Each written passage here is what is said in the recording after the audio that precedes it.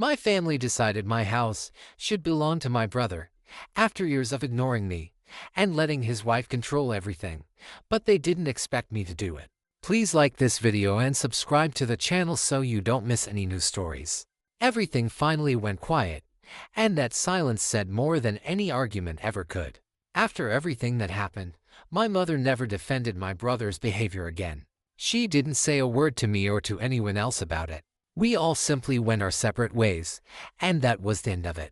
There was far less chaos than I had expected, but compared to how things used to be between me, my parents, and Ethan, this outcome was a massive improvement. As for Melissa, she continued complaining online about my parents, but what clearly bothered her the most was losing her position as the dominant force in their household. She hated the fact that she was no longer in control. Her toxicity had finally started catching up with her, and I suspect that's why my parents suddenly became so desperate to reconnect with me. Melissa even pushed the idea that my parents should move into a camper, just like I once had to, so she could free up more space in the house. Every time she brought it up, she was firmly told no.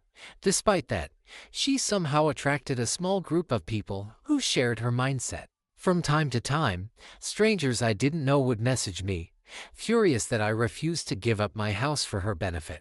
I stopped engaging with them entirely and started blocking them without a second thought. One particularly persistent troll somehow got hold of my phone number and began calling from different numbers each time.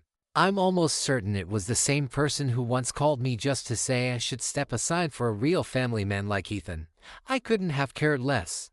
The calls eventually slowed down, and then stopped completely, after I made it clear that keeping it up was only entertaining me. The last call came at the beginning of the month, and since then, there's been nothing but silence. I originally planned to post another update about 6 months after the original story, but it ended up taking longer than that. Things did spiral again, but not for me. Overall, I came out of it mostly untouched. Since last Christmas, aside from the time my parents and Ethan came asking me for money, and one more confrontation with Melissa that I'll get into shortly, I've been doing just fine. I installed several security cameras around my house, including a doorbell camera at the front. I didn't tell my family about them, just to be safe. So far, no one has attempted to break in. I think the way I exposed all of them before was enough to scare them into leaving me alone, at least for the most part.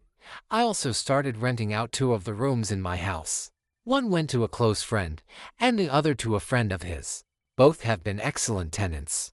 They know how to keep to themselves, stay quiet, and give me my space. They even keep small refrigerators in their rooms, so they don't need to store anything in the main fridge. I gave them a deal on rent that was too good to pass up, which increased my monthly income significantly. Even after taxes, I'm still able to put away a decent amount of money each month, and their rent covers a large portion of my mortgage. You're probably wondering how my parents, my brother, and Melissa reacted to me renting out those rooms. The answer is simple: not well. My father and Ethan stayed out of it entirely, but Melissa completely lost her mind. That, in turn, pushed my mother to come crying to me, asking how I could possibly rent those rooms to friends instead of letting Ethan and his family move in. We got into an argument, and I pointed out something she couldn't ignore. They had broken into my house before in an attempt to take it from me. Why would anyone want to live with people who had already proven they were willing to do something like that? On top of that, there simply wasn't enough room. My home is a 3-bedroom manufactured house.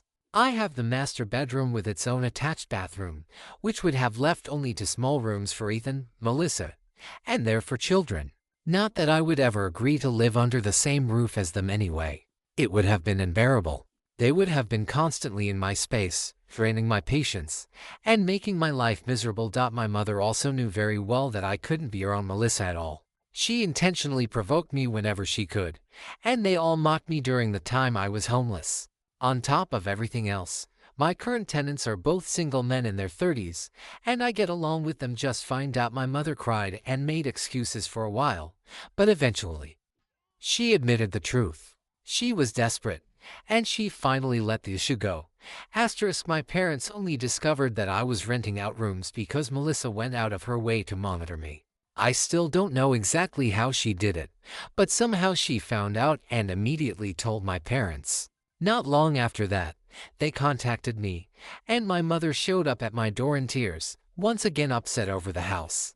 After that confrontation, though, my parents stopped bringing it up entirely. Since then, they haven't bothered me about the house at all. For me, things were finally calm.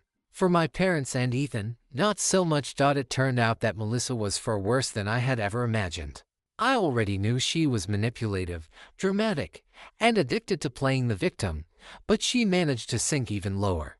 Eventually, the truth came out that Ethan's youngest child wasn't actually his. Yes, that's exactly what happened. Melissa had been having an affair. Looking back, it wasn't all that surprising. A few people had even predicted it months earlier. Once she was exposed, she was effectively removed from the family. Ethan finalized the divorce not long after, and it went largely in his favor, especially since we live in a no-fault state. He also filed to have his name removed from the youngest child's birth certificate.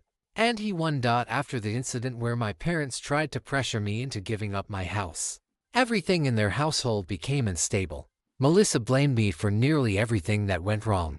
She convinced herself that I was secretly wealthy, as if I had won the lottery, and that I should be sharing my money with the rest of the family. It was her idea for them to show up at my Christmas party, hoping they could get back into my good graces. It was also her idea to send my parents and Ethan to ask me for money so they could get an apartment. That illusion collapsed quickly when they told her the truth about my finances. For a long time, Melissa had my parents and Ethan completely wrapped up in her toxic worldview, feeding their narcissism while amplifying her own.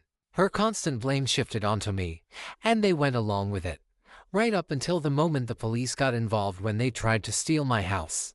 That was the turning point. From there, Melissa's downfall truly began.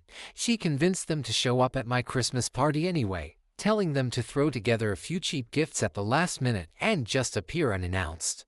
She was certain I wouldn't dare throw them out once they were already there. She gambled on that plan and lost badly. With the full support of everyone I had invited, I had them removed from my home. Her so-called clever idea backfired in the most public way possible.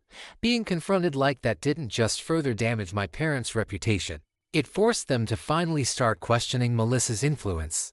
As I mentioned before, my parents eventually decided to return to church, something they hadn't done in over 20 years.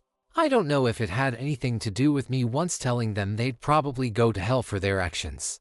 But I'll admit the irony isn't lost on me. Sometime later, my parents came to my house without Ethan to apologize. This happened after they watched an animated video based on my first few posts. They had known about my Reddit account for a long time, and they were fully aware of everything I had written. Watching themselves portrayed from the outside was a wake-up call they couldn't ignore.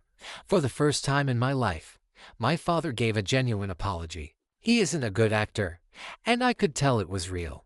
They fully acknowledged what they had done to me and admitted there was no excuse for it.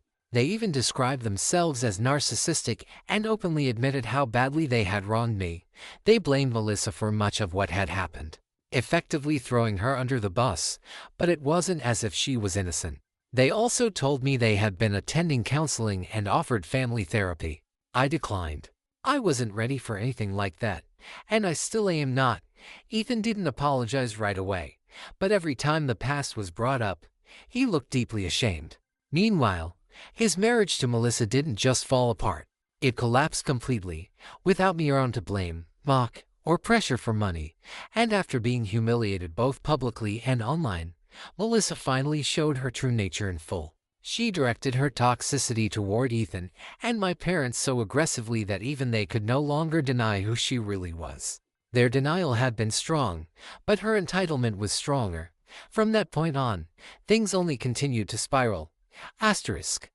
What finally shattered any remaining illusions was what happened in front of the police, when my parents and Ethan tried to take my house from me. That moment marked the true beginning of Melissa's collapse.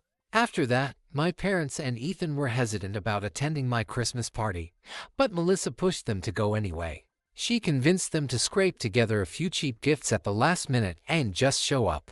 Confident I wouldn't dare throw them out once they were already there, she couldn't have been more wrong. With the full support of everyone I had invited, I removed them from my home. The plan she thought was so clever blew up in her face spectacularly. Being publicly confronted didn't just humiliate her, it further destroyed my parents' reputation and forced them into a long overdue reality check. From that point on, they slowly stopped listening to Melissa. As I mentioned before, my parents decided to return to church. They hadn't gone in over 20 years. While I don't believe attending church magically erases past wrongdoing, I do think it shows they're at least trying. It would be lying to say I didn't find some satisfaction in the timing, though. Not long after, my parents came to my house without Ethan to apologize. This happened after they watched an animated video based on my first 3 posts. They had known about my Reddit account for quite some time and were fully aware of everything I had written. Seeing their own actions played back to them from an outside perspective was a powerful wake-up call. My father apologized in a way I had never seen before. He isn't the kind of man who can fake sincerity, and I could tell it was genuine. Both of my parents fully acknowledged what they had done and admitted there was no excuse for it. They even went as far as calling themselves narcissists and openly admitted how badly they had hurt me. They blamed Melissa for much of what had happened, essentially throwing her under the bus, but it wasn't as if she hadn't earned that blame.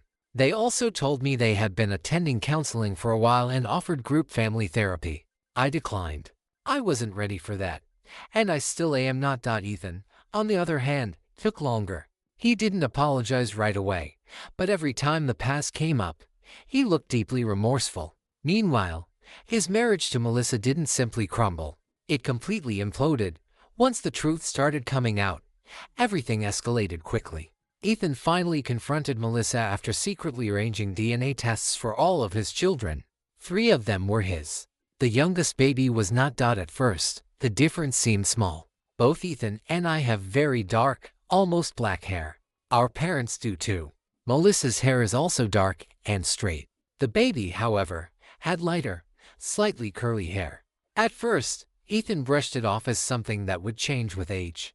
Melissa insisted it would darken over time. It never did. That was the clue he couldn't ignore. Ethan confronted Melissa with the DNA results in front of our parents. She broke down, crying, claiming it was a mistake. She cycled through denial, half-truths, and gaslighting, trying every tactic she had left. This time, it didn't work. Ethan had already gathered far more evidence than anyone expected. He had phone records, messages pulled from her phone, bank statements, and the DNA results themselves. He even identified the man she had been having the affair with, who likely fathered the baby. The evidence was overwhelming. Once Ethan actually started looking, he said it wasn't even difficult to piece everything together. My parents immediately demanded that Melissa leave their house. That's when she completely lost control. At first, it was just screaming. Then it turned physical. My mother had to call the police. Melissa scratched both Ethan and my father badly with her long fake nails. In the chaos, she even struck her oldest child hard enough to leave a black eye and a bloody nose when he tried to intervene. Thankfully, Ethan had the foresight to record the confrontation on his phone. The police had more than enough evidence to arrest her for assault. Melissa's parents were forced to come bail her out. They collected her belongings, took the baby, and retrieved her car. A few days later, Melissa showed up at my house. I had apparently become her next target.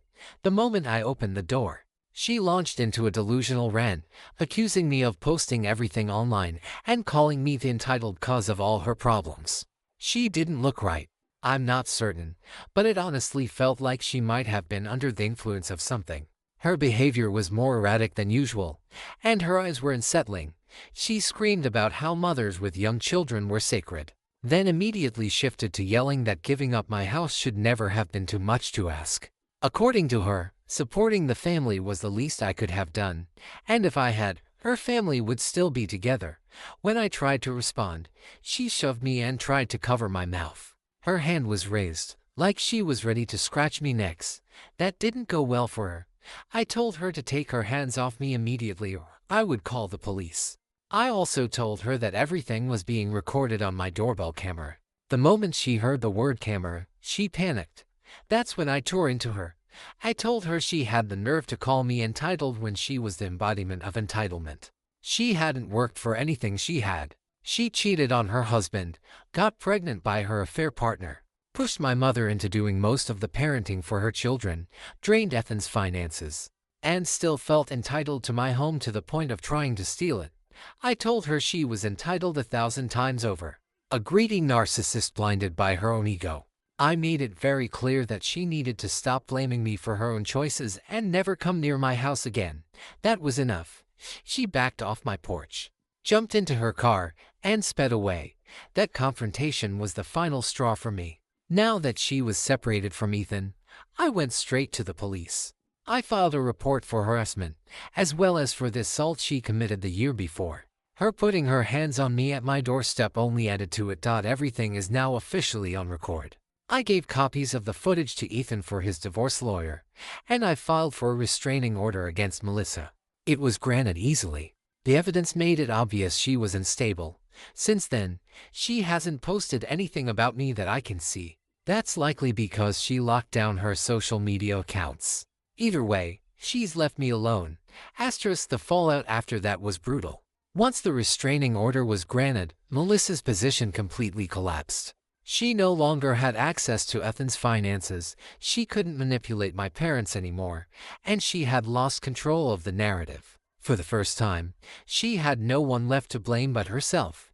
The divorce moved forward quickly after that. With the DNA results, the police report, and the recorded assault, the case was overwhelmingly in Ethan's favor. He was granted full custody of his 3 biological children. Melissa lost custody entirely, including any unsupervised visitation, until she could meet court-ordered requirements. The man she had been having the affair with was identified and questioned. Once everything became public, he disappeared from her life completely. According to what we later learned, he had his own family and cut all contact to avoid exposing himself any further. Melissa was left alone to deal with the consequences. Financially, things were just as bad for her. The court ordered her to pay child support for the children she had abandoned, while Ethan was no longer responsible for the child that wasn't his. Her attempt to use the baby as leverage failed entirely. Instead of securing money, she ended up owing it. My parents tried to help her at first, mostly out of guilt, but it didn't last. She burned that bridge faster than anyone expected. She accused them of betrayal, claimed they had chosen me over her, and demanded financial support they simply couldn't provide. Eventually, even they cut her off completely. By that point, my parents had begun repairing their relationship with me. It wasn't instant, and it wasn't perfect, but it was real. They stopped asking for money, stopped making demands, and finally respected my boundaries. For the first time in years, I felt like I actually had parents instead of adversaries. Ethan and I also started rebuilding our relationship. We aren't as close as we once were, but there's mutual respect now. He takes responsibility for what he allowed to happen and doesn't make excuses for it. That alone means more than any apology ever could. As for Melissa, her situation continued to deteriorate. With no custody, no financial support, and a criminal record, she struggled to keep stable housing. Last I heard, she was moving between relatives and temporary accommodations. Unable to hold down a job for long due to her behavior, she tried a few times to portray herself as the victim online, posting vague accusations and emotional rants. But without names or evidence, they gained no traction. Most people saw through it. Others simply didn't care. In the end, she destroyed her own life trying to take what wasn't hers. I kept my house. I kept my peace. And for the first time in a long time, my future actually feels like it belongs to me. Asterisk.